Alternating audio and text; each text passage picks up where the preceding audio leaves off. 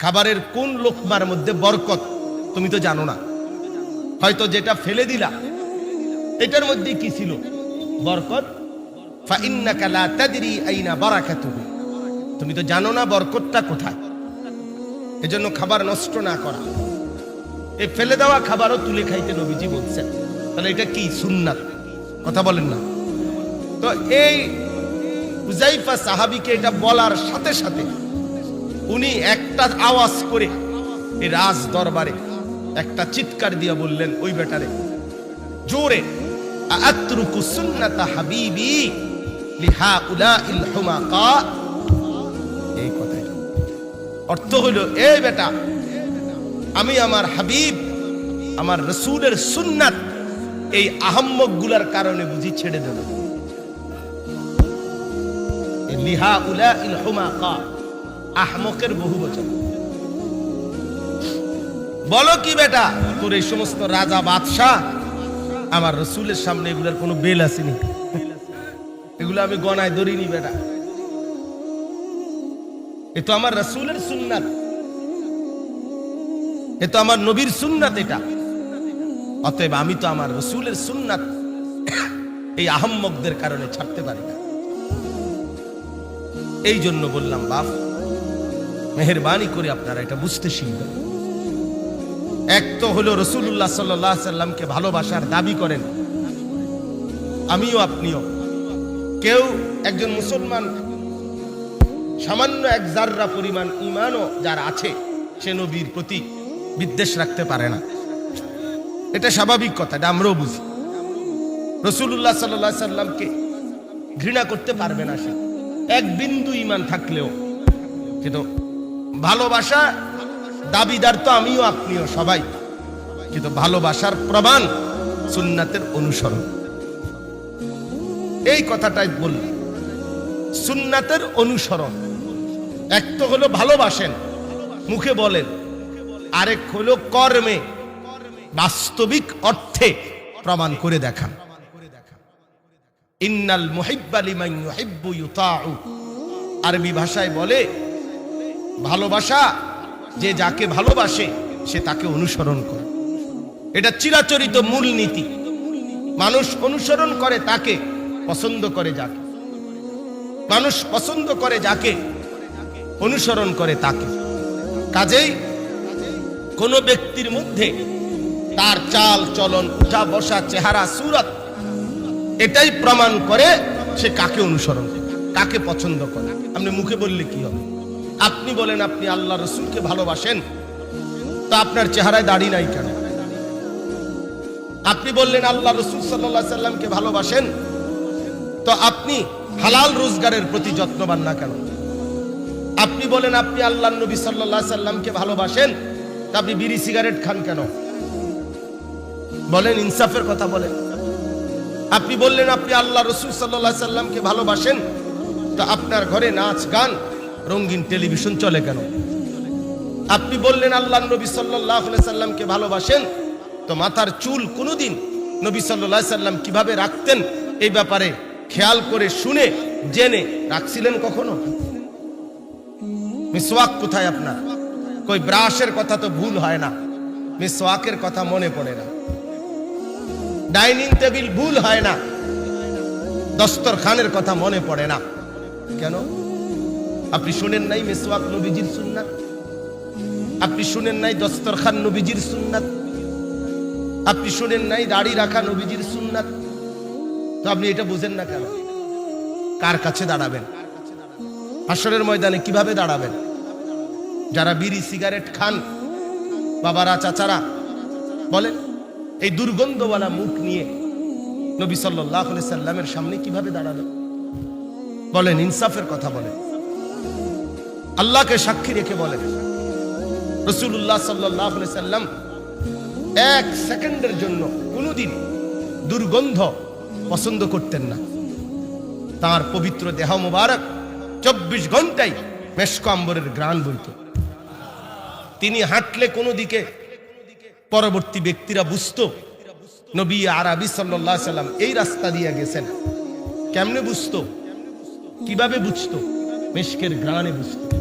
ওই জায়গাটাই ঘ্রাণ হইতো। আল্লাহ নবী সাল্লাল্লাহু আলাইহি সাল্লামের ঘাম মোবারক সাহাবায়ে কেরাম আতর হিসাবে, সুগন্ধি হিসাবে ব্যবহার করতেন। তাইলে যিনি কখনোই, হাদিসে আছে নবীজি বলছেন, কাঁচা পেঁয়াজ কাঁচা রসুন খাইয়া তোমরা আমাদের সামনে মসজিদে ইমানদারদের মজলিসে আইসো না, এই দুর্গন্ধে মুমিনেরও কষ্ট হয়, এই দুর্গন্ধে ফেরেশতারও কষ্ট। হযরত জিবরাইল আলাইহিস সালাম, আমরা সবাই জানি আমাদের প্রিয় নবী সাল্লাল্লাহু আলাইহি ওয়াসাল্লামের কাছে ওহী নিয়ে আসতেন। উনি স্বাভাবিকভাবে অদৃশ্যভাবেই আসতেন, মানে সাহাবায়ে কেরাম স্বাভাবিক অধিকাংশই ওনাকে দেখতেন না, কিন্তু বুঝতেন উনি আসছেন। নবীজি সাল্লাল্লাহু আলাইহি সাল্লামের চেহারা মোবারক এর রং বদলায় যায়।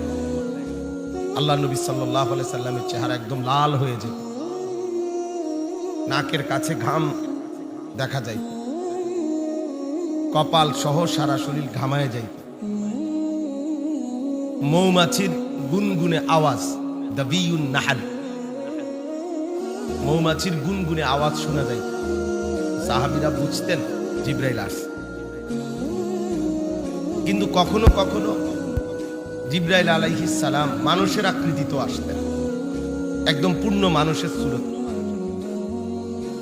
যখন তিনি মানুষের আকৃতিতে আসতেন, তখন আল্লাহ নবী সাল্লাল্লাহু আলাইহি ওয়াসাল্লামের কাছে এসে জিবরাইল বসতেন। আয়েশা এমন ভাবে বসতেন, হাদিসে আছে ফাসনাদা রুকবাতাইহি ইলা রুকবাতাইহি, একদম নবীজির দুই হাঁটু বরাবর মুখোমুখি হয়ে বসতেন, একদম হাঁটু বরাবর করে। তো যদি আমার এই দুই হাঁটু আর আমার মুখোমুখি লোকটারও দুই হাঁটু যদি বরাবর মুখোমুখি হয়, তাহলে বুক দুইজনের কি মুখোমুখি না এদিক সেদিক, চোখ মুখোমুখি কিনা, এইভাবে বসতেন। অর্থাৎ এতটা মুখোমুখি বসতেন যে হাঁটু বরাবর, বুকও বরাবর, চোখও বরাবর, মানে মনোযোগী এবং বসতেন। তাইলে এই দুই কথা থেকে কি বোঝা গেল? মুসা আলাইহিস সালামকে আল্লাহ তাআলা বললেন, আমার কথা শুনবার জন্য জুতা খুলে ফেল। আর জিবরাইল আলাইহিস সালামের এই আখলাক থেকে বুঝলাম যে আল্লাহ নবী সাল্লাল্লাহু আলাইহি সাল্লামের কথা শুনবার জন্য, বলবার জন্য তিনি বসতেন, বসে শুনতেন। এই জন্য বললাম সব সময় এটা জরুরি, আল্লাহর কথা জুতা খুলে শুনতে হয়, বসে শুনতে হয়, এটা আদব। আমাদের কওমি মাদ্রাসায় আপনারা দেখবেন যুগ যুগ ধরে এই সিস্টেম। অভাবের কারণে আমরা টেবিল বানাই না। এখানে একটা মাদ্রাসায় এত কিছু বানাইতে পারলে 300 জন ছাত্রের টেবিল চেয়ার বানানো আমাদের পক্ষে সম্ভব, সম্ভব না? তাইলে এটা কঠিন কিছু না, চেয়ার টেবিল কোনো কোটি কোটি টাকার মাল না। কিন্তু ওই যে আমাদের আসলাফ ও আকাবির থেকে এটা যুগ যুগ ধরে, নুরানির ছোট বাচ্চা 6 বছরের, আমরা তাদেরকেও বসে পড়াই। আবার দাওরায়ে হাদিসের 25 বছরের ছেলে, বড় মাস্টার্স লেভেল, ওরাও সমান জায়গায় নিচে বসে। দেখছেন না আপনারা? এটা এই কারণ, এটা কোরআন সুন্নাহ সমর্থিত। জীবনের সকল কিছু থেকে কিছুতে ছোট ছোট সুন্নাত খুঁজে বের করা, জীবনের প্রত্যেকটা বিষয়, এটা মুমিনের জিম্মাদারি, এটা মুমিনের জিম্মাদারি। ছোটগুলো রাসূলুল্লাহ সাল্লাল্লাহু আলাইহি সাল্লামের, বড়গুলো রাসূলুল্লাহ সাল্লাল্লাহু আলাইহি সাল্লাম। কাজে আপাতত ছোটগুলো বাদ দাও, বড়গুলোর প্রতি নজর বাড়াও না। এটা নবী বলে না, এটা নবীজি বলে না। নবী সাল্লাল্লাহু আলাইহি ওয়াসাল্লাম মক্কায়, মদিনায় 10 বছরে 57টি যুদ্ধ পরিচালনা করতেন। তন্মধ্যে 27টি যুদ্ধে নিজে সশরীরে অংশগ্রহণ করতেন। কিন্তু এই ব্যস্ততম মানুষটাও মৃত্যু পর্যন্ত প্রত্যেক বছর রমজানের শেষ 10 দিন ইতিকাফ করতেন। তাহলে আপনি বলেন, 17ই রমজান বদরের যুদ্ধ, তাহলে রমজানে যুদ্ধ করছেন, যুদ্ধও করছেন যিনি, এত বড় কাজ জিহাদ ফি সাবিলিল্লাহ, এর চাইতে বড় দামি কাজ নাই। আবার এই কারণে যে না ইতিকাফ ছেড়ে দিয়েছেন এমন, হাত্তা তাওয়াফাহুল্লাহ, বুখারীর riwayat। আম্মা জান আয়েশা রাদিয়াল্লাহু তাআলা আনহা বলেন, রাসূলুল্লাহ সাল্লাল্লাহু আলাইহি ওয়াসাল্লাম একেবারে মৃত্যু পর্যন্ত রমজানের শেষ দশক ইতিকাফ করছেন। তাহলে আমাদের অনেক মানুষ আছেন যাদের জীবনে একবারও 50 বছরে শেষ দশকের ইতিকাফ কপালে জোটে নাই। বললে বলবে এই সমস্ত ছোটখাটো বিষয় নিয়ে এখন পড়ে থাকলে হবে না, আরো অনেক কাজ বাকি। না, অনেক কাজ বাকি তো বুঝলাম, যে এই অনেক কাজ বড় থাকলে এই ছোটখাটো এটা হয়ে গেল ছোট। এই আপনি এই সিদ্ধান্ত, ইসলামের মধ্যে ছোট কাজ কোনটা, বড় কাজ কোনটা, এই পার্থক্য করার অধিকার আমাদের আছে। তো আমরা কোত্থেকে নিলাম? যিনি এত ব্যস্ততম রাসূল সাল্লাল্লাহু আলাইহি ওয়াসাল্লাম, তিনি কখনোই মেসওয়াক ছাড়লেন না। আপনি ছাড়লেন কেন? ব্যস্ততার কারণে। আপনি কি ব্যস্ত? কি ব্যস্ত আপনি? রাসূলুল্লাহ সাল্লাল্লাহু আলাইহি ওয়াসাল্লাম বলেন, জিবরাইল যতবার আমার কাছে আসছে যাওয়ার সময় ততবারই আমাকে বলেছে মিসওয়াক কর। আল্লাহর কসম, ততবারই বলে গেছে মিসওয়াক কর। তাহলে নবী সাল্লাল্লাহু আলাইহি ওয়াসাল্লাম যেদিন ইন্তেকাল করছেন, একেবারে যেদিন ইন্তেকাল করছেন, বুখারীর riwayat, আমি নিজে পড়াইছি। আম্মা জান আয়েশা রাদিয়াল্লাহু তাআলা আনহা, ওনার বুকে মাথা রাখা অবস্থায় নবীজি ইন্তেকাল করছেন। এই ইন্তেকালের দিন লাস্ট, সর্বশেষ নবী সাল্লাল্লাহু আলাইহি ওয়াসাল্লাম যেই আমলটা করছেন, শেষ আমল, আখেরি আমল, সেটা হলো রাসূলুল্লাহ সাল্লাল্লাহু আলাইহি ওয়াসাল্লাম মিসওয়াক করছেন। বুখারী শরীফের riwayat। এটা ছোট হয়ে গেল? কথা বলেন না কেন? এটা ছোট মিসওয়াক, এটা ছোট বিষয়? রাসূলুল্লাহ সাল্লাল্লাহু আলাইহি ওয়াসাল্লাম সর্বশেষ হাতে মিসওয়াক করা অবস্থায় নবী সাল্লাল্লাহু আলাইহি ওয়াসাল্লামের হাত একদিকে কাত হয়ে গেছে। আম্মা জান আয়েশা রাদিয়াল্লাহু তাআলা আনহা বললেন, আমরা বুঝলাম তিনি আল্লাহর সান্নিধ্যে চলে গেছেন, ইন্তেকাল। তাহলে শেষ নবীর শেষ আমল কি? মিসওয়াক। আপনি ছেড়ে দিলেন কেন? ছোট বিষয় এটা? আপনারা কে বললেন ছোট বিষয়? আল ইতকান কিতাবের মধ্যে আছে, আল্লামা জালালউদ্দিন সুয়ুতী রাহমাতুল্লাহর কিতাব। 24,000 বার, 24,000 বার জিবরাইল শুধু কোরআন নাজিল করছে নবীজির উপরে 23 বছর। তাহলে 24,000 বারই বলে গেছেন যাওয়ার সময়, ইয়া রাসূলুল্লাহ মিসওয়াক করতে ভুলবেন না। ছোট বিষয়? আমি একটা উদাহরণ বললাম আর কি, সবগুলো তো এরকম ধরে ধরে বলা সময় নেই। আমার খুব ঠান্ডা, আজকে 2 দিন যাবত ভীষণ সর্দি, ঠান্ডা লাগা রয়েছে, এই জন্য কথা বলতে কষ্ট হয়।